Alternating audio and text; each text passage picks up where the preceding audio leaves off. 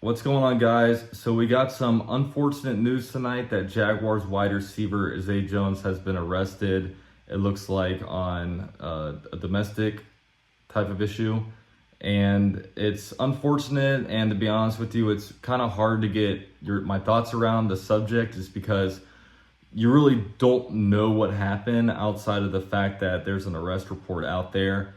And we don't really have any details beyond that. So immediately thoughts are, first of all, you hope and pray that his mental health is okay.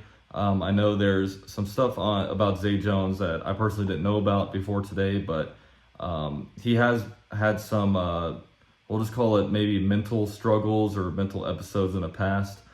So we hope that nothing too serious or too bad's going on with him mentally, because mental health that definitely isn't a joke, and we hope that he can at the very least get the help that he needs.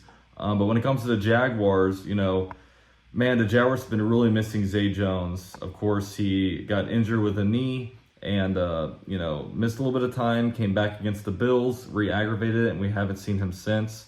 But the Jaguars offense desperately needs a spark. With just, it feels like every single unit on the Jaguars offense is struggling, and it feels like we have the personnel to maybe turn things around, but we need all our different guys out there playing and healthy and doing good. And it's crazy when we think about last year, like how important Zay Jones was. But not only Zay Jones, but you even look at Marvin Jones. Marvin Jones is a guy that was catching boundary passes or back of the end zone passes. Zay Jones is doing the same exact thing. Now we're a team that we're really good in between the 20-yard lines, but we are not getting touchdowns anymore. And it's a big thing where, like, who are our red zone targets? We don't really have any red zone targets. I don't know why we don't try to go after Evan Ingram a little bit. I mean, we've seen some times where we throw the ball in the end zone, but Ridley's doesn't have the length to get some of these balls when it's a 50-50 ball and he's being guarded by a cornerback.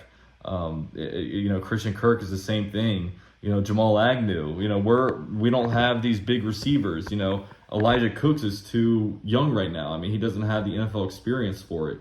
So we're in a situation right now where it's like, where do we go? What does this mean? I don't know if Zay Jones gets suspended. This kind of stuff, when this stuff happens, it doesn't always end in suspension, especially if something on the kind of charge that he got where it wasn't, it was just like a misdemeanor charge. But I don't know.